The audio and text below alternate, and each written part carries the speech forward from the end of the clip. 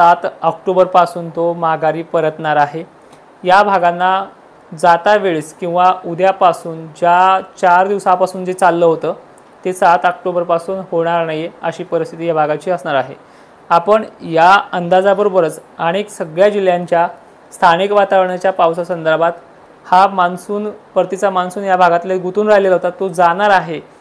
उद्या सकाळपासूनच तो निघून जाईल, पण गेल्याच्या नंतर सुद्धा जिथे पाण्याच्या पातळीमध्ये वाढ झाली आहे या ओलसरपणामुळे कुठे स्थानिक वातावरणाची भीती आहे का हे देखील पाहूयात। मराठवाड्याची स्थिती ही उद्यापासून कशी असेल हे देखील पाहूयात। चक्रीवादळ संदर्भात बरेचसे अपडेट येत गेले, त्याचा महाराष्ट्रातील कुठल्या भागांवरती प्रभाव होईल हे सुद्धा पाहूयात आणि विशेषतः 7 ऑक्टोबरपासून ते दिवाळीपर्यंतचा अंदाज या व्हिडिओच्या अंदाजामध्ये घेऊयात। तर व्हिडिओला शेवटपर्यंत जोडे जा लाईव्हच्या माध्यमातून। अनेक विनंती आहे तुम्हाला सगळ्यांना की आपण फेसबुकवरती लाईव्ह येतो आहोत, यूट्यूबवरती येत आहोत आणि इंस्टावरती देखील येतो आहोत। त्यामुळे सगळ्या प्लॅटफॉर्मवरती तुम्ही जोडले जा, कारण की ज्या ज्या प्लॅटफॉर्मवरती आपण जोडलेलो असतो तिथे आपण एकच दिवस फक्त लाईव्ह येतो असतो नक्कीच। तर आज संध्याकाळी 6 ऑक्टोबरला नागपूरच्या काही भागांमध्ये इकडे लातूरच्या पण काही भागांमध्ये पाऊस होणारच आहे। लातूरची विशेषतः दक्षिणेकडील निलंगे पट्टे, धाराशिवचा लाहोरा खुर्द हा भाग देखील आहे। दक्षिणेकडील भाग, पूर्वेकडील धाराशिवचा भाग तो आज संध्याकाळी देखील घेणार आहे। आजच्या दिवस असलेला हा पाऊस उद्या काय कुठल्या भागांमध्ये 7 ऑक्टोबरला प्रभाव टाकेल या संदर्भात देखील बघा। उद्या मालेगाव ते धुळे पट्ट्यामध्ये पावसाचे चान्सेस पुन्हा आहेत। धुळेच्या भागामध्ये स्थानिक वातावरणाचा आभाळाची गर्दी जास्त प्रमाणात येताना दिसते आहे। या वातावरणासंदर्भात हा अंदाज बघा। उद्या वैजापूरच्या सुद्धा काही तुरळक भागांमध्ये म्हणजे 7 ऑक्टोबरला पाऊस येण्याचे चान्सेस आहेत। थंडी संदर्भातही बोलतो, थोडं ऐकून घ्या। अहिल्यानगरमध्ये सुद्धा उद्या ठिकठिकाणी स्थानिक वातावरणाचं आभाळ खूपच बनणार आहे, त्यामुळे काही मोजक्या भागांमध्ये हा पाऊस पडू शकतो किंवा सावली धरून काही ठिकाणी आभाळ हे राहू शकतं। पुणे, कोकण किनारपट्टी, मुंबईच्या एरियांमध्ये तर काही ठिकाणी जास्त पावसाची रेलचेल पाहायला मिळू शकते। पाऊस मात्र अकोला, अमरावती, नागपूर, चंद्रपूर, गोंदिया, भंडारा, नांदेड पट्ट्यातनं तसेच लातूर, जालना, बीड परिसरातनं निघून जातोय। पण या भागामध्ये पुन्हा परत स्थानिक वातावरणाची भीती आहे, त्या संदर्भातही बोलूयात। 7 ऑक्टोबरचा पाऊस अहिल्यानगरच्या नेवासा, पाथर्डी पट्ट्यामध्येच तसेच पुणे, कडाष्टीच्या काही मोजक्या भागांमध्ये आगमन करतोय आणि कोकण किनारपट्टी तो बरीच घेतोय। अशा संदर्भातचा उद्याचा 7 ऑक्टोबरचा पाऊस आहे। त्याचप्रमाणे 8 ऑक्टोबर संदर्भात जर बघितलं आपण तर 8 ऑक्टोबर ही तारीख सुद्धा वातावरणामध्ये मोकळी ठेवणार आहे। वातावरणाच्या बाबतीत इथे महाराष्ट्रातल्या जवळपास 80 ते 90% भागांना उघाड देईल, पण आता पाऊस जास्त झालाय त्यामुळे काही ठिकाणी ढग जमा होऊन त्याच भागांमध्ये पाऊस होऊ शकतो। आपण फक्त त्या जिल्ह्यांची माहिती घेऊयात मित्रांनो। पुणे किंवा अहिल्यानगरची जी काही श्रीगोंदा साईड आहे, पुण्याचे काही परिसर आहेत, इथेच हा पाऊस मर्यादित काळासाठी 20%च्या कॅपॅसिटीनुसार आहे आणि छत्रपती संभाजीनगर ते जालना शहराच्या आसपासच्या काही गावखेड्यांना हा पाऊस होऊ शकतो। अन्यथा धुळे, मालेगाव, नाशिक क्षेत्र ते इकडे नागपूर, चंद्रपूर, गोंदिया हा पाऊस ह्या 8 तारखेला किंवा 8 ऑक्टोबरला तो नाहीये। मात्र 9 ऑक्टोबरला पावसाची क्रेज काही भागांमध्ये पुन्हा वाढते आहे, त्या भागांचा आपण आढावा घेऊया मित्रांनो। ह्या 9 ऑक्टोबरला महाराष्ट्रात सर्व जिल्ह्यांना पाऊस कमी राहील। फक्त 2-3 जिल्हे असे आहेत ज्यामध्ये सातारा, कोल्हापूरचा तुरळक भाग आणि नांदेड, यवतमाळ, हिंगोलीचा तुरळक भाग म्हणजे 30% ते 30% ही नाही आहे, जसं काल परवा झाले। फक्त 10% हा पाऊस राहील, कारण की हा 2-3 जिल्ह्यांचा पाऊस आहे आणि तोही 1-2च तालुक्यांना आहे। बाकी पूर्व विदर्भातला नागपूर, चंद्रपूर, गोंदिया 7लाही मोकळा आहे, 8लाही मोकळा आहे आणि 9 तारखेला सुद्धा मोकळा आहे। आणि ॲप संदर्भातही बोलतोय, माझं ॲप प्ले स्टोअरला आलंय, फक्त काही लोकांना ते दिसत नाही, काहीतरी बग आलंय त्याला युवराज सर। आपण ते पुन्हा एकदा चेक करून बघूयात आणि त्या ॲपमध्ये काय काय आहे ते देखील व्हिडिओच्या शेवटी आपण बघूयात। 10 तारखेसंदर्भात सांगायचं म्हटलं तर सायक्लॉनिक सिस्टीम म्हणजे अरबी समुद्राकडनं वेगाने येणारे चक्रीवादळ हे भारताच्या पृष्ठभागामध्ये येऊस तर ते थांबणार आहे, कमी होणार आहे, पण त्याचे पडसाद काही जिल्ह्यांना म्हणजे दक्षिणी महाराष्ट्राला थोडे वाढते आहे, त्याबद्दलही बोलूया। तर मित्रांनो 10 तारखेचा पाऊस खानदेशमध्ये नाहीये, मराठवाड्यामध्ये फक्त लातूर आणि नांदेडच्या दक्षिणेकडील भागात राहील। सोलापूरमध्ये देखील तुरळक ठिकाणी राहील। कोल्हापूर बऱ्याच ठिकाणी, सांगली, बेळगाव, कर्नाटकामध्ये हा मान्सून असणार आहे, त्यामुळे ह्या जवळच्या जिल्ह्यांना तो दरवर्षी का होईना ह्या दिवाळीच्या पिरियडमध्ये परेशान करतो। पण ही तारीख आहे 10 ऑक्टोबर। मराठवाडा मोकळा असेल, फक्त नांदेडचा आणि लातूरचा तुरळकच भाग जसे की देऊळगुरू साईड असेल, लोहा साईड असेल किंवा निलंगे पट्टे असतील, अंबाजोगाईचा तुरळक भाग असेल, सोलापूरचा पश्चिमेकडील सांगोला, अक्कलकोट, माढा ह्या भागांचा समावेश आहे। बाकी महाराष्ट्र 10 तारखेला मोकळा असेल। प्रत्येक तालुक्याचा आढावा बघा। 11 तारखेला सायक्लोनिक सिस्टीममुळे पावसाचा जोर हा वाढणार आहे। त्यामध्ये परत कोल्हापूर, सिंधुदुर्ग, कोकण किनारपट्टी, साताऱ्याचा समावेश आहे। पुण्यामध्ये मात्र मोजक्या ठिकाणी असेल 11 तारखेला। सोलापूरच्या आणि सांगलीच्या बऱ्याच भागांमध्ये सर्वदूर सारखा पावसाची नोंद होऊ शकते। पावसाची क्रेज काही ठिकाणी दमदार तर काही ठिकाणी मुसळधार देखील होऊ शकते, पण याच्यामध्ये मुसळधारीचापणा ही या कोल्हापूरच्या रडावरती जास्त असेल। त्यामध्ये लातूर तुरळक ठिकाणी, बाकी महाराष्ट्र मोकळा असेल। विदर्भालाही या 10 ते 11 म्हणजे 7 पासून 11 पर्यंत तरी विदर्भ कोरडा आहे। पुढे देखील काय होते बघूयात। 12 तारखेपासून पावसाचा जोर हा आणखीन वाढणार आहे। सिंधुदुर्ग, कोकण किनारपट्टी, कोल्हापूर आणि बेळगाव फक्त याच भागांमध्ये, धाराशिवमध्ये तुरळक ठिकाणी आणि लातूरमध्ये तुरळक म्हणजे हा पाऊस स्थानिक वातावरणाचा होऊयात।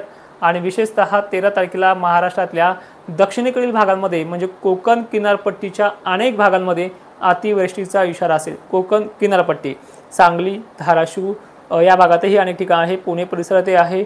बीडच्या पश्चिमेकडील कडाष्टीपर्यंत अहिल्यानगरच्या दक्षिणेकडीलची मजल राहू शकते। ही मजल 4-2 गाव वाढते असेल, 5-50 गाव वाढते असेल किंवा कमीही होऊ शकते। यामध्ये बदल होऊ शकतो कारण की हा 13 तारखेचा पाऊस असेल।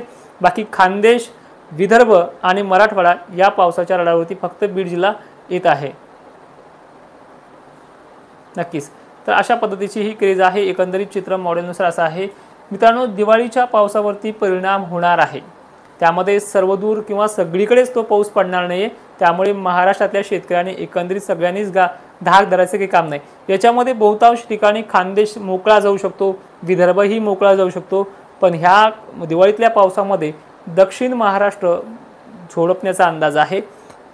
ज्यामध्ये मराठवाड्याचे सुद्धा काही 4-2 जिल्हे येण्याचा अंदाज आहे, पण त्या अंदाजासाठी आपल्याला अजूनही 2 दिवस बाकी आहे। म्हणजे या अंदाजाची पूर्ण परीक्षा घेऊनच आपण 9 ऑक्टोबर रोजी संध्याकाळच्या वेळेला येणाऱ्या तारखेचा अंदाज घेऊयात। मित्रांनो, गरमी संदर्भात आणि थंडी संदर्भात ही अपडेट आपण पाहूयात की गरमीची जी काही लेवल आहे ही आता मराठवाड्यामध्ये, विदर्भामध्ये विशेषतः खानदेशचे सर्व जिल्हे 1 नंबरला असतील। खानदेशच्या सध्याच्या काळाच्या गरमीपेक्षा येणाऱ्या 10 आणि ऑक्टोबरच्या गरमीमध्ये प्रचंड प्रमाणात वाढ होते।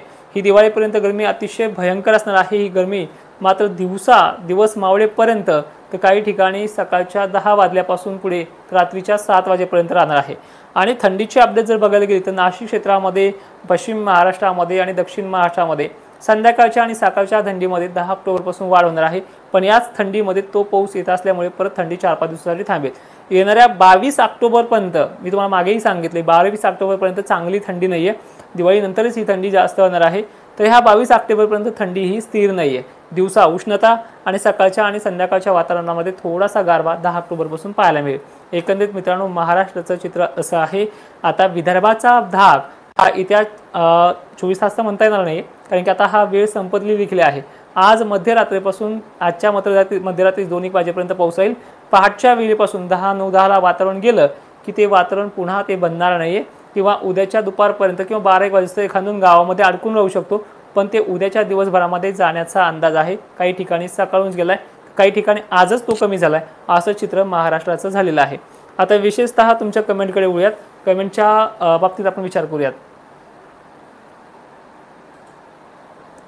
चला, उद्याच्या धुळेची व्याप्ती जी आहे ती जवळपास 25% आहे मित्रांनो, आणि टक्केवारीमध्ये 5% कमी होतात आणि 2% वाढू शकतात अशी ती परिस्थिती असते।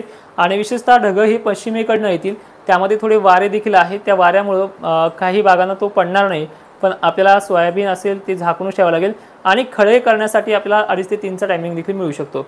वाऱ्याचा जोर प्रचंड आहे आणि तो प्रचंड राहील देखील, कारण की अरबी समुद्रातले पूर्ण वारे या भागामध्ये येणार आहेत। त्यामुळे हा पाऊस इथे सर्व भागांना राहणार नाही आहे। जवखेडा, भोकरदन ह्या भागांना तो पाणी नाही आहे। जयपूरला देखील उद्याचा पाणी नाही आहे। पूर्णा तालुक्यात देखील उद्या 7 तारखेपासून पाणी नाही आहे।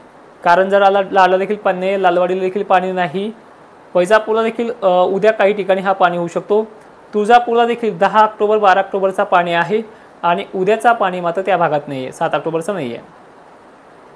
दिवाळी पिरियडमध्ये वैजापूरच्या भागांमध्ये पाण्याचे संकेत आहेत, पण ते एवढ्या प्रमाणात नाही आहे। त्यासाठी आपल्याला 2 दिवस थांबावं लागेल, कारण की एकदा शब्द दिलाय तुम्हाला बदलता येत नाही। म्हणूनच महाराष्ट्रामध्ये तुम्ही मला मोठ्या लेवलला नेऊन पोहोचले।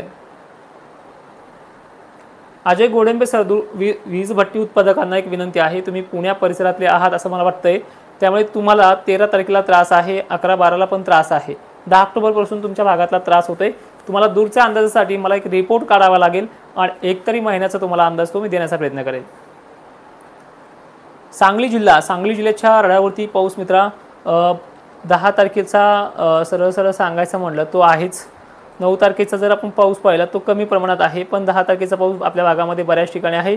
त्यानंतर आपल्या भागाला 12 आणि 13 तारीख जास्त पावसाची राहणार आहे।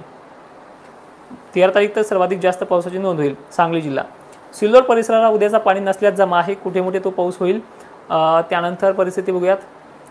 जिंतूर परभणी उद्यापासून तुमचा म्हणजे 7 ऑक्टोबरपासून धाक तुमचा कमी होतोय, झाल्याच जमा आहे। आणि मित्रांनो पाऊस गेल्याच्या नंतर सुद्धा एखाद्याच ठिकाणी सटकारा पडला तर पडला, कोणत्या तारखेला 9 आणि 10 तारखेला तोही सांगितले।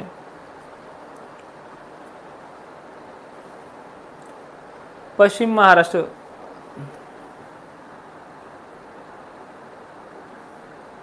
नक्कीच बालाजी शिंदे सर धन्यवाद। आणि एक विनंती तुम्हाला आहे सगळ्या मित्रांना, माझं कौतुक हे माझ्या अभ्यासाला नुकसान ठरणार आहे। माझं जर कुठे चुकत असलं नकळत कळत, कारण की मी आता शेतकऱ्यांची बाजू घेऊन भाषणं वगैरे करतोय बाहेर जाऊन, त्यामुळं चुकलेल्या गोष्टी तुम्ही झाकून ठेवू नका। एखाद्या जिल्ह्याचा अंदाज जर सरळ सरळ चुकला असला डायरेक्टली तोंडावरती कमेंटमध्ये करायचं आहे आणि त्या सांगायचं आमच्या ह्या जिल्ह्याकडे तुमचं दुर्लक्ष झाल्यामुळे थोडं मागे पुढे होते, तर असं देखील सांगा। माझ्या दृष्टिकोनातून माझ्याकडनं कुठं मागे पुढे झालं नाही आहे। मी तुम्हाला जसं 5-6 पाऊस सांगितला त्या पद्धतीने झाला आहे। ज्या पद्धतीने 40 ते 50% 30 ते 40% भागांना सांगितलं आहे त्यापेक्षा तो थोडा शिल्लक झाला आहे आणि मी फक्त जोरदारच सांगितला होता, तो ढगफुटी सदृश देखील झाला आहे। ह्या चुका मला देखील मान्य आहेत, पण तुम्हाला त्या पलीकडे सुद्धा सांगितले तुम्हाला ही 2-3 दिवस सतर्क राहावं लागेल। तुम्ही 7 तारखेनंतर कामे करू शकता हे तुम्हालाही